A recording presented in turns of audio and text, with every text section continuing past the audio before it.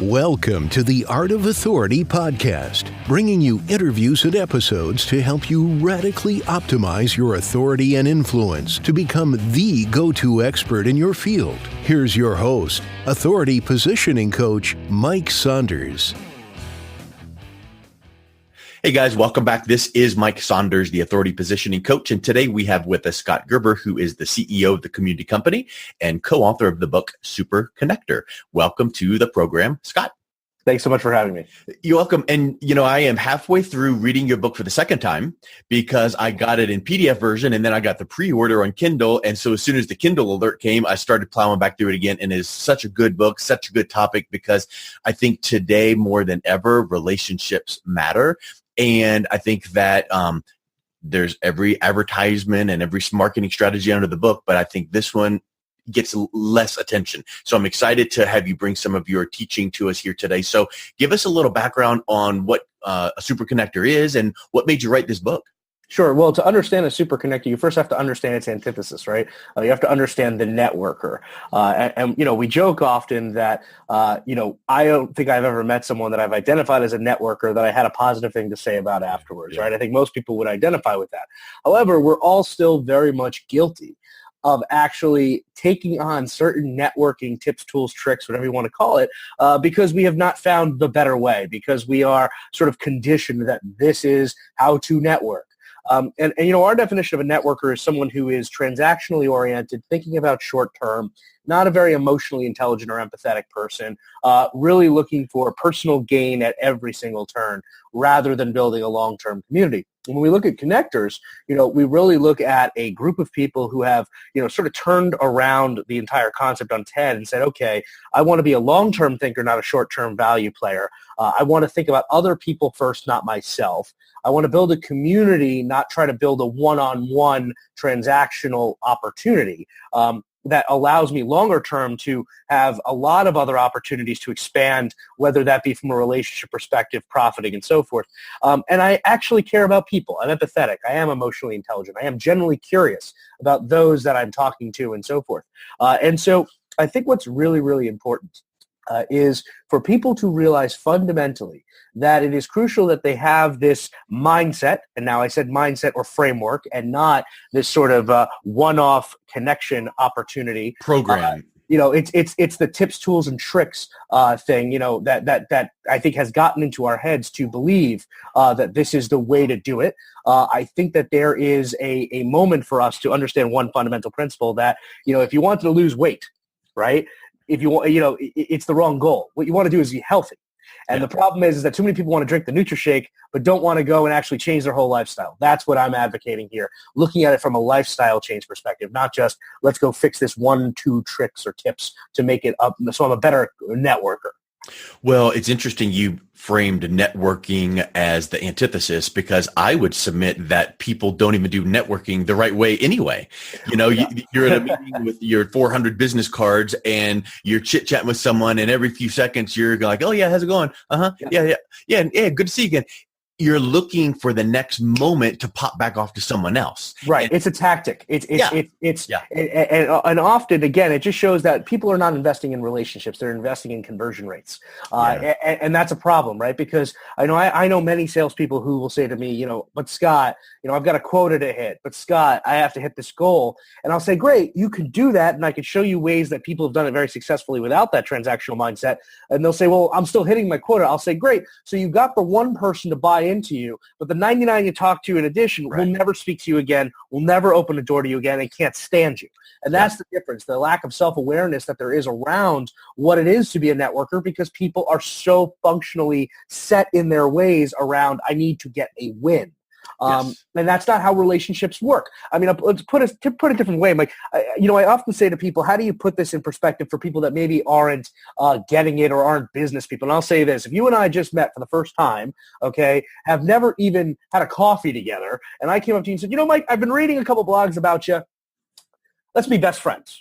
You and I, from this point forward, we are best friends. We're going to be inseparable. We're going to talk about everything. You and I are best friends starting right now. And as my best friend, can you just introduce me to all the people that matter to you in your entire life so that I can go and meet them? But that's what we sound like. That's the insanity of this moment. And so I think it's absolutely crucial that we change our mindset to have better relationships that can be more fruitful in the long term. I almost wonder if it's like the mindset of when you grow up and you get out into your first place and you feel compelled to want all the same things you just came out of living with your parents, but they spent decades earning the money to have that big screen TV and that whatever. Yep. In other words, if you start doing super connecting networking the correct way, it does take some time to lay that groundwork, and you might have some one-off quick wins just by chance, but you need to realize it is in for the long term. You've got to pay your dues, and that deal that you got, so many times I think people don't realize, like, oh, hey, I just closed that deal, but I spoke to them about a year and a half ago. Yep. I sent him another email. I sent him a handwritten note. We chatted about the, ball game, a couple times. And then he asked me a question about business. And you don't realize that sometimes those things are happening. So now how can you do them by design? So now let's flip over to what the antithesis of superconnectors. What does a superconnector look like, act like, sound like? Yeah, so like I said, they're incredibly emotionally intelligent and empathetic. They actually understand people. They want to understand people. They want to dive deeper. They don't want to go surface level. They want to go deeper with a smaller group and be more selective with how they're spending their time and who they're spending their time with. It's actually ironic because a lot of people, when they think about the best networkers or connectors, there's sort of this idea that it must be the type A extrovert that can walk into any room and sell a ketchup popsicle to an Eskimo white gloves. And it's actually incorrect. A lot of introverts are actually much better connectors than extroverts are because they're more methodical, much more present. They have deeper conversations. They do a lot of research before they curate smaller groups around them to be in environments that they feel comfortable in. And so there's a lot of different things to learn from how a connector views the world. But I think the most important thing is we are just incredibly selective with our time, incredibly selective with who we want to invest in. We are not trying to build massive communities. In essence, we're building a lot of smaller inner circles that allow us to jump to different inner circles based on the deep trust that we've built in these smaller, more intimate settings, rather than trying to go for Facebook vanity metrics or Twitter followers or whatever, nonsense platform vanity metrics to matter today. And so I think that, when we talk about connectors, they're sort of like the Sherlock Holmes of discourse as a thesis. Their whole job is to basically dig context out of people, to figure out how they're going to solve their problems or even figure out what those problems are so they can be resourceful and helpful and be a habitually giving individual to that person. They're asking smart questions. They're having deep conversations. And most importantly, again, they're looking at it from the lens of not them, but the other person, and looking at their larger networks to determine where can they play a role, how can they fit in helping this individual, or how can they store that great context and information through whatever systems they've created internally so that when the time is right, they basically now have an opportunity to re-engage that individual with help or a connection or whatever the case may be. Don't you think that our society that we're in, personal and professionally, programs us to make this a harder deal than what it is? And what I mean by that is we've got the instant gratification, instant message, text message, give it to me now. If I don't know the answer, I Google it. If I need something, bam, bam, bam. One day the Amazon drones are going to drop our order off and I just place the order. So I think that plays into our mindset of, I need more business. I'm going to enact this campaign. I'm going to get something. I'm going to get bam. 100%. I think we've become a generation. We've become a generation of people that think you can growth hack anything. And it's sad because the reality is my argument would be to you, Mike, are you married, if you don't mind me asking? I am. How many years are you married? 21. Okay. Would you have gotten married after your first date? No. It's okay. Your wife will say you're okay if you say no. No way. Right? But that's my point. But that's like what we want to do every single time we meet somebody. It's like, oh, congratulations, you're the CEO of a company. Boom, I want to get into your door. Like, it doesn't work that way. And I think that the beautiful thing about that, and this is for people that actually take what I'm talking about seriously, that the reality is I could talk till we are blue in the face, telling people that it is the wrong thing to do to try to just treat people like numbers and churn and burn, right? No matter what I say, 95% of people will not take our advice, will not look at this as an opportunity. But if you are part of that 5%, don't you stand out? Exactly. And Yeah. that is what I'm going for. The connector set and then ultimately the superconnector set, and I'll explain the difference now in a minute, that is where there is the opportunity because the world's only going to get noisier and more people are only going to add to that noise than actually subtract from it. So if you're not a noise creator, you're someone that actually can stand out. So the connectors are sort of the first, group of people to really take this to heart and realize, oh, I shouldn't treat someone like the end of a conversion funnel. I shouldn't just be, pouring marketing spew wherever I go. I shouldn't try to have every conversation with an ulterior motive, as my goal. The superconnector class are individuals that have been identified by their peers as superconnectors. I like to say that if you call yourself a superconnector, you're a bit of a douche. That's not. You should be known as that. You shouldn't say you're that. You exactly. You cannot call yourself a superconnector. I've seen people on like LinkedIn that'll put in the thing that they're a superconnector, and it's like, listen, guy, all right, that's not how this works. This is sort of like the badge of honor bestowed on you in conversations you're not in. Because now I've got to get in your superconnector line and wait for you to superconnect me. Right, exactly. This is the moment where when somebody is on the other side of the country from where you live says to another buddy who's on another side of the world that you've never met, hey, do you know XYZ person? He's a real superconnector. She's a real superconnector. That's the kind of like creme de la creme of the top of the pyramid. But that is, again, even that word vernacular I've seen on Facebook along with guru, ninja, whatever nonsense people are coming up with today. So look, my words are very simple. Don't try to be something you're not. Don't try to do things that you don't think are obvious and common sense. And most importantly, don't be one of those people like the marketers out there who will stand on any stage they can get in front of, talk about all the conversion metrics, the cheats, the tricks, the ways to get your attention, the ways to get you to click or buy. And then if you get them behind the scenes and have an honest conversation and say, oh, but if you were the consumer in that situation, would you buy the product? They're like, no, because I know it's a marketing tactic. Yeah, that is, well, I mean, drop the mic. That's true. That could be the end of the session because that right there is the point. And I think that people don't realize this, but if you logically can say, this makes sense. Everyone else is doing all the noise and the interruption marketing. Yep. If I can cut through that and be part of the 5% or frankly 1% that is not doing it, people pay attention to me. How about this? How many emails do we get per day and how many are actually viable? How much mail do we get? Now, let me tell you this. I feel like a strategy that can cut through the noise is once in a while, I'll send out a handwritten note to somebody written with my hand with a real stamp. Well, when they get that in the mailbox, bill, marketing, and then, a note from Mike saying, hey, thank you, Bear.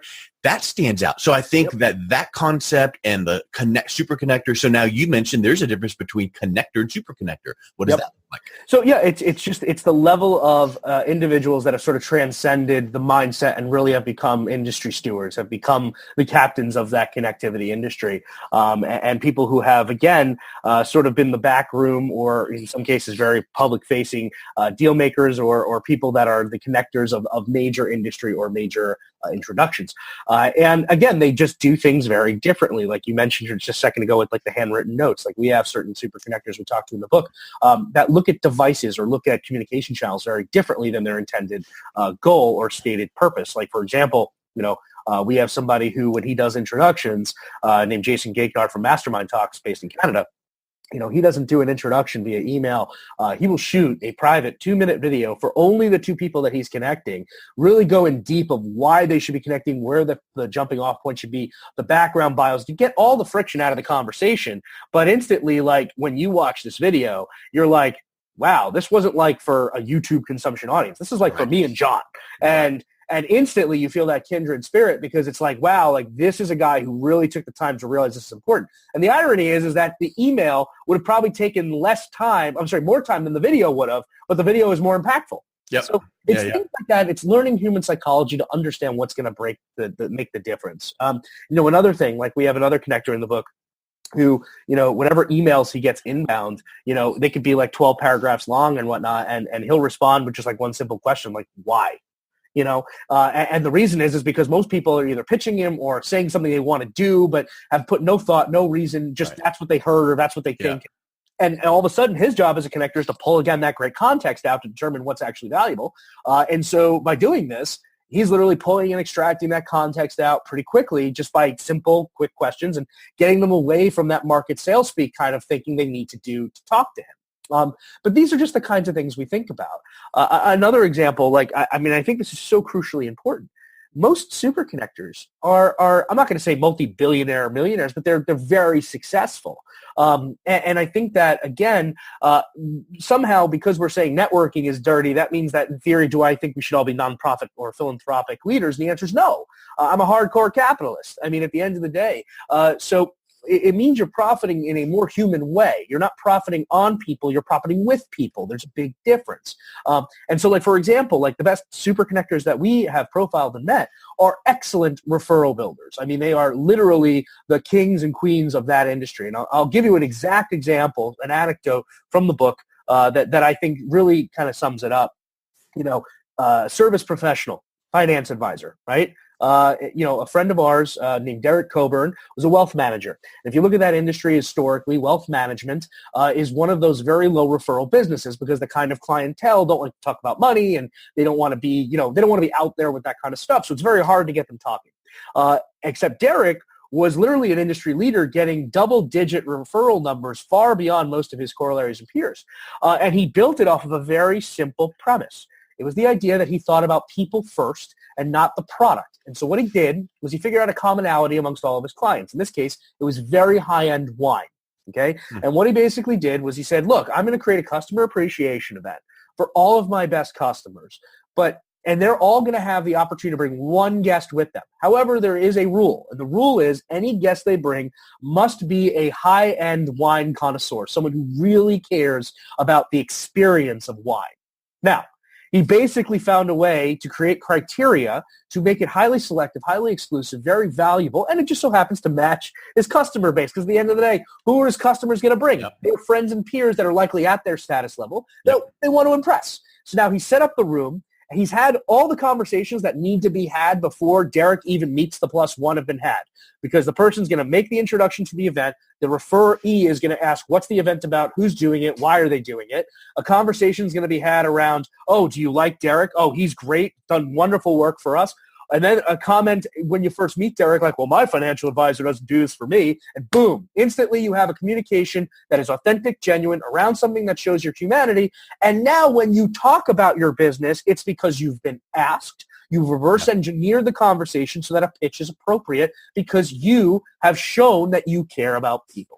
That's the difference we're talking about here. I love that example. And one thing, when you think about target audience and you think, well, what are the demographics and psychographics? Well, the psychographics in that example were they liked high-end wine. Yep. And he didn't say, come to this event. But the rule is you have to bring someone that's high net worth. Right. He said, as you explained. But the interesting thing was the psychographics say that typically, most probably, if you are, birds of a feather flock together and like that wine, you're focused on the wine, but you probably have a propensity to maybe have the high net worth.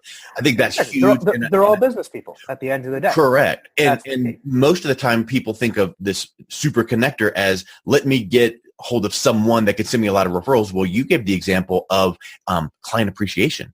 Yes, start with your customers and go deeper with them. There's a ton of examples. I also think that brands can somewhat think like superconnectors too. I mean, for all your folks out there that have small businesses, mid-market businesses, or if they're enterprise level executives, one thing I also say is, putting this lens on your business also makes the business more authentic. Again, another quick example. This is just not an actual example, but something to give as one that I think resonates.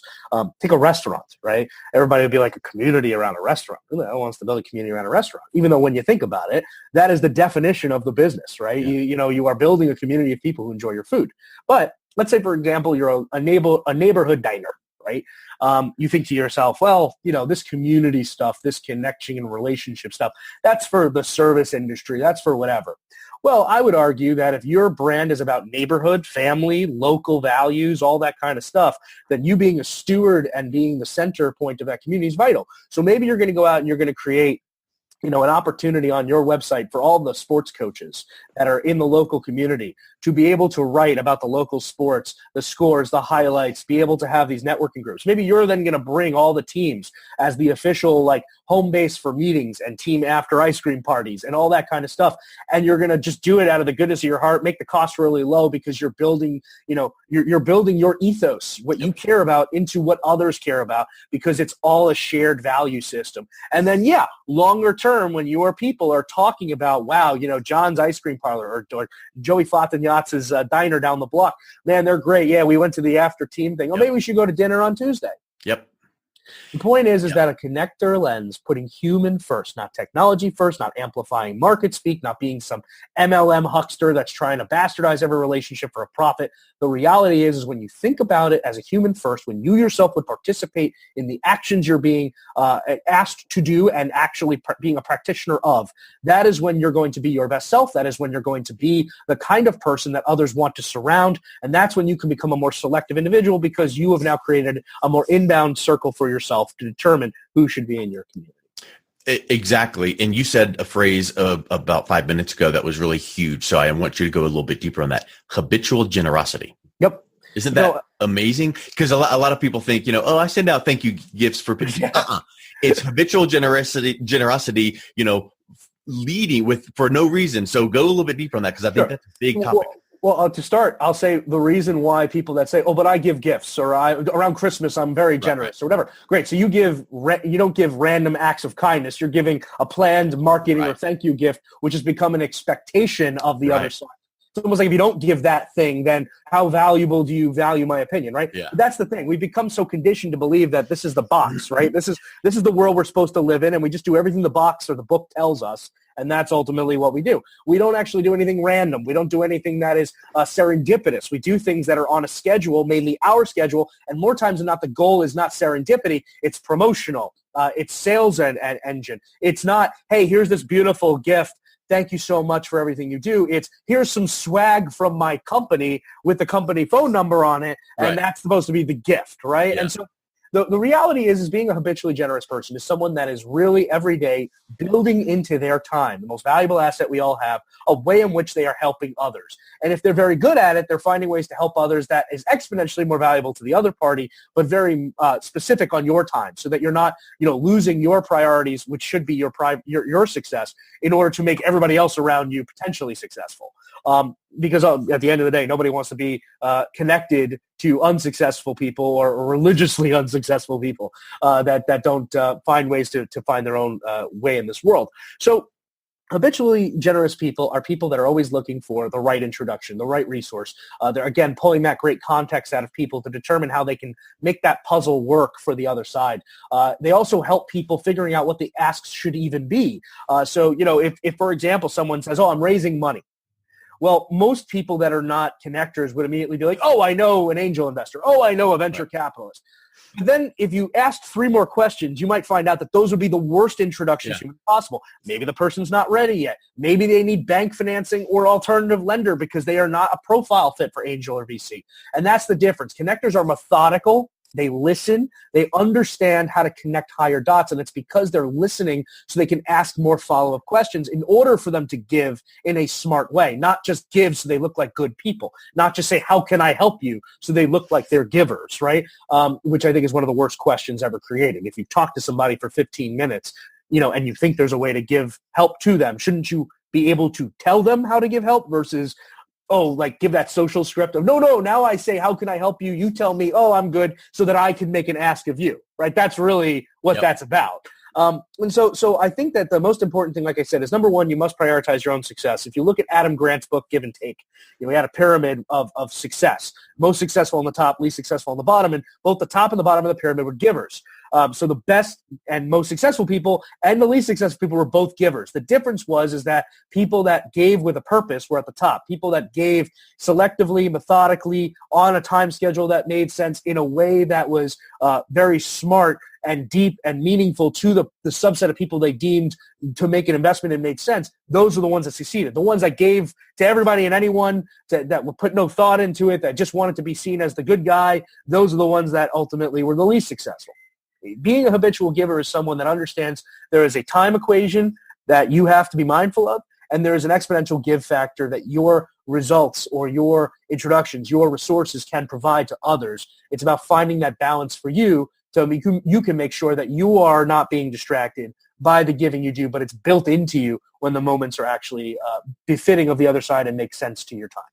And habitual giving doesn't have to be a gift, a tangible gift. It could Correct. be, like you mentioned, time, recommendations. Absolutely. Time, yeah. Look, I'm the first one to say that, everybody is an expert in something. I think that when people first ask me, well, how do I get started with this? Like, it sounds great, but I don't have 10 years to do. I like to think that everybody has something. I mean, like, my thing was I was a broke 21-year-old, X number of years ago, with 4 kids now. Very hard to think that far back. But, but the reality was that I had figured out a way to somehow in college build a business that was generating significant revenues and then tanked the entire thing my senior year. So while I didn't have financial giving, I didn't have that, I had a lot of learned lessons in a very specific industry that allowed me to have great conversations with people around really dumb mistakes that I made. So building trust with people that were somewhat connected to the industry that I was in at the time, I would like to think that at that time the only give that I had was helping them to avoid pitfalls on their time, which over time creates value for them because they're not going to experience a downslide because of a stupid mistake, or at least they're going to make a better decision based on looking at other anecdotal evidence that others can provide them. So again, when you get started, you're not going to have all this stuff or all this knowledge, but there are things that you are expert in. There are things you can provide. I often say sometimes just being a really solid friend to people that feel like you can have a conversation without it being on a blog post the next day, without feeling like you have to hide or mask yourself of the real things you're going through.